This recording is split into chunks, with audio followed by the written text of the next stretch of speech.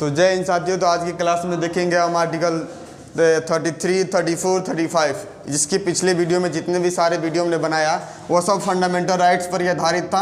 जो fundamental right हमको 12 से लेकर 35 तक मिल रहा था, जिसमें हमने आपको 12 से लेकर 32 तक यानी आर्टिकल 32 तक हमने आपको सारे आर्टिकल से एक एक करके एक एक वीडियो में हमने आपको बता दिया था, ठीक ना। इसमें हम समझेंगे आर्टिकल 33, 34, 35। 33, 34, 35 ये थोड़ा कुछ हट के फंडामेंटल राइट से थोड़ा हट के है। यह आर्टिकल 33 जो है थोड़ा अनोखा है, समझिए इसको से, क्योंकि यह कहता है कि हम आपको मूल अधिकार नहीं देंगे। क्यों नहीं देंगे इसको समझते हैं। कुछ प्रावधान है जिससे जगह जगह कुछ एरिया हो सकते हैं जहां पर आपको मूल अधिकार नहीं दिए जाएंगे। अगर दिए जाएंगे तो हो सकता है कि देश के लिए मतलब अराजकता देश में फैल सकता है, समझ रहे हैं। तो इसमें कहा गया आर्टिकल 33 में संसद को इतनी तक शक्ति दी गई है। इसमें कहा है कि राष्ट्रीय सुरक्षा हित में संसद को हम शक्ति देते हैं कि इन लोगों को मूल अधिकारों को छीन सकता है। संसद के पास तो शक्ति है, राष्ट्रपति साहब के पास हमारे पास शक्ति है कि वो हमारे मूल अधिकारों को क्या कर सकते हैं, सस्पेंड कर सकते हैं। संसद के पास शक्ति है कि वो हमारे मूल अधिकारों को हटा सकता है।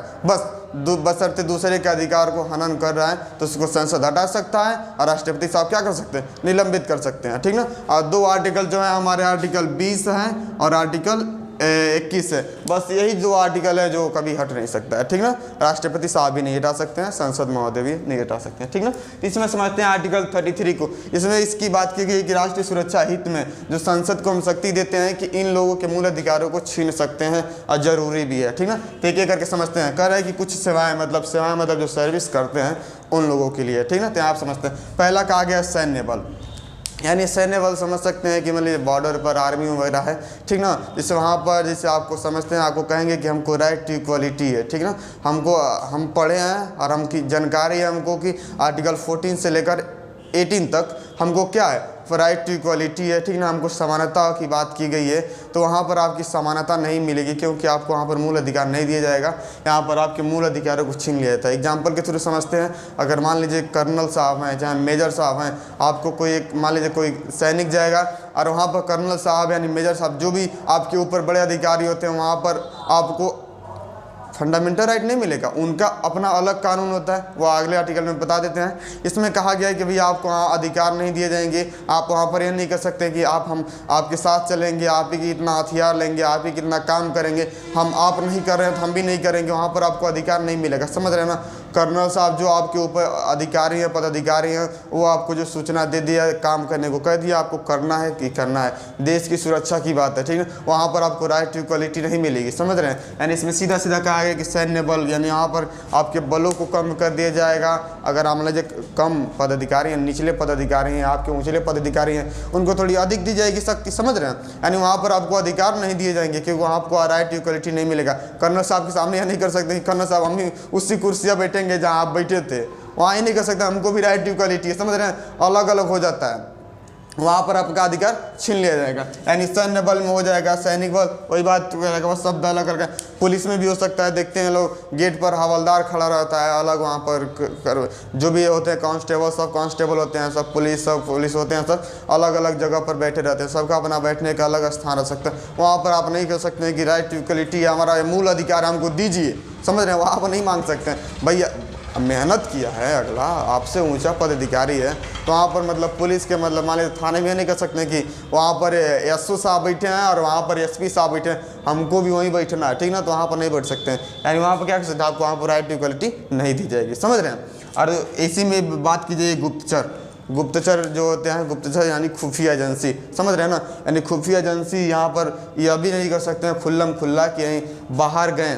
खुफिया एजेंसी क्या होती है, मतलब जो भी ये चोरी जाए इस देश से उस देश से, मतलब पता लगाए, अपने देश को संचेत करे कि भैया देखिए यहाँ पर इस देश में यह हो रहा है और आप लोग सचेत हो जाइए और ये आपको अगला एक्शन लेना है। तो ये खुफिया एजेंसी या बोलने का अधिकार है। आर्टिकल 19 क्या कहता है, खुला खुली आओ तुम बोलो, सबके सामने बोल सकते हो, ठीक ना। लेकिन यहाँ पर इसके अधिकारों को जो खुफिया एजेंसी के सर्विसर होंगे वहाँ पर इसको क्या किया जाएगा, इसके मूल अधिकार यानी आर्टिकल 19 को छीन लिया जाएगा। यहाँ पर यह आकर हमारी तरह आपकी तरफ बोल नहीं सकते हैं समाज में आकर, देखिए हम इस देश में गए, हम वहाँ पर पाकिस्तान में की, चाइना में हो कि मतलब यहाँ पर आके सीधा नहीं कर सकते हैं, समझ रहे हैं ना। यानी उस देश की बात आइए, खुफिया एजेंसी आप हैं, ठीक है, आइए देश के सैनिकों को बताइए, जो भी हमारे देश के सुरक्षा दल है उसको आप आकर बताइए, समझ रहे हैं। यानी इसमें कहा गया है कि इन गुप्तचर जो खुफिया एजेंसी है इनके अधिकारों को कम कर दिया जाएगा। समझ रहे हैं। इसी में मीडिया की भी बात की गई है। मीडिया समझते हैं। मीडिया में कहा गया है कि संचार होता है ना, सेवा संचार वगैरह होता है।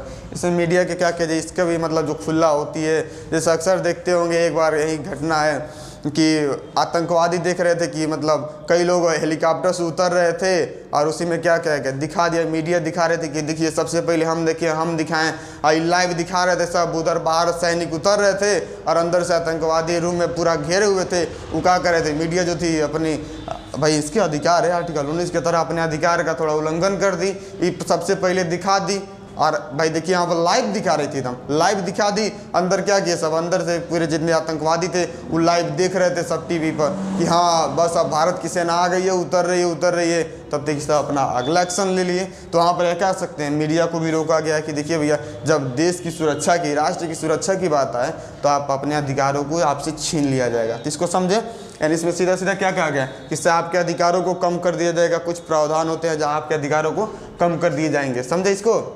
इसमें कहा गया है कि सैन्य बल हो गया, सैनिक हो गया, पुलिस हो गया, गुप्तचर है, खुफिया एजेंसी यानी और मीडिया संचार, इन सबको अधिकार यहाँ पर नहीं दिया जाएगा। ठीक ना। और इसी में आर्टिकल 33 है। आर्टिकल 33 तो आपको क्लियर हो गया होगा। अब आर्टिकल 34 की तरफ बढ़ते हैं।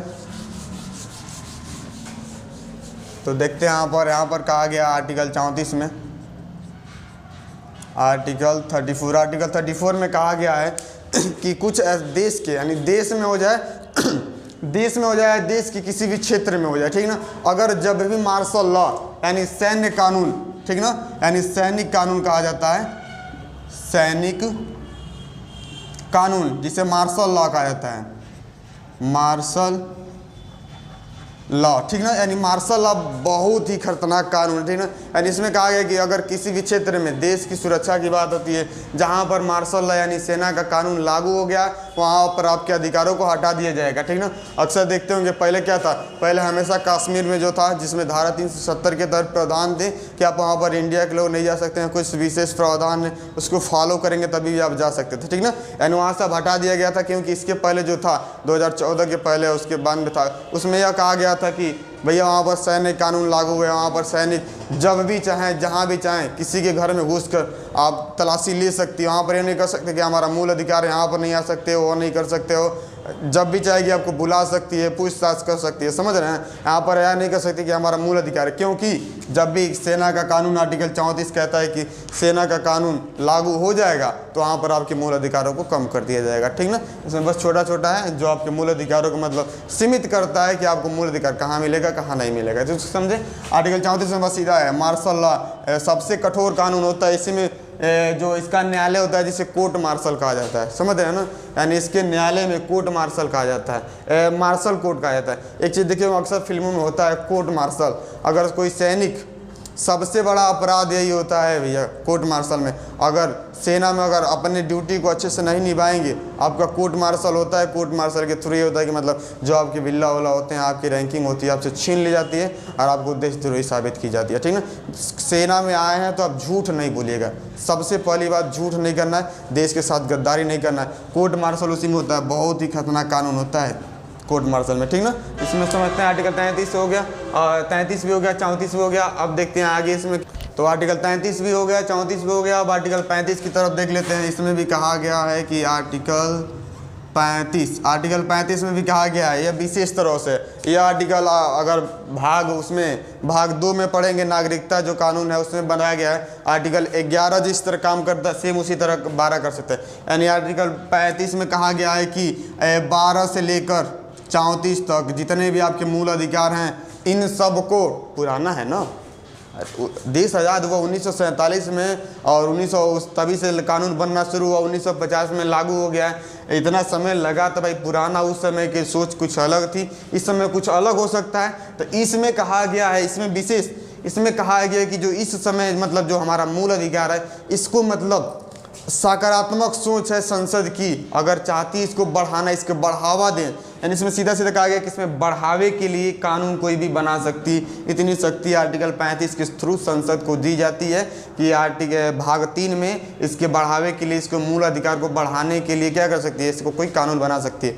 नकारात्मक सोच नहीं, इसमें केवल बढ़ावे की, अच्छे ढंग से बढ़ावे की क्या कानून बना सकती है, आर्टिकल 35 केवल कानून बना सकती है। आर्टिकल 11 भी क्या था, आर्टिकल 11 भी उसमें नागरिकता कानून बनाने के लिए सभी देखे होंगे CAA NRC NPR आया था, उसी के थ्रू आया था। संसद को इतनी शक्ति दी गई कि नागरिकता में जो कानून बना सकती है तो उसमें बनाने का अधिकार दी गई, ठीक ना। और इसमें आर्टिकल 35 में भी हुई है, इस सबको 35 में दिया गया कि इसमें जितना 12 से लेकर 34 तक है इसको बना सकती है, ठीक ना। इसमें समझे, सीधा सीधा है। अब आर्टिकल 33 में क्या था, तो आर्टिकल 33 में क्या था, इसमें कहा गया था केवल आपके अधिकारों को कम कर दिया जाएगा। और आर्टिकल 34 में कहा गया था जहाँ पर आपको सेना का कानून लागू होगा वहाँ पर आपको आपका मूल अधिकार नहीं मिलेगा। और आर्टिकल 35 में कहा गया है केवल कि मतलब जो भी चाहे संसद कानून बना सकती है आपके मूल अधिकारों को बढ़ावा देने के लिए, ठीक ना। इसमें समझते हैं मतलब जैसे क्वेश्चन बनता है, जैसे जितने मूल अधिकार हैं कौन भारतीयों को मिलेगा कौन भारतीयों को नहीं मिलेगा। इससे अक्सर UPSC में और UP टेट में क्वेश्चन बनता है कॉन्स्टिट्यूशन से, तो इसको समझते हैं हम।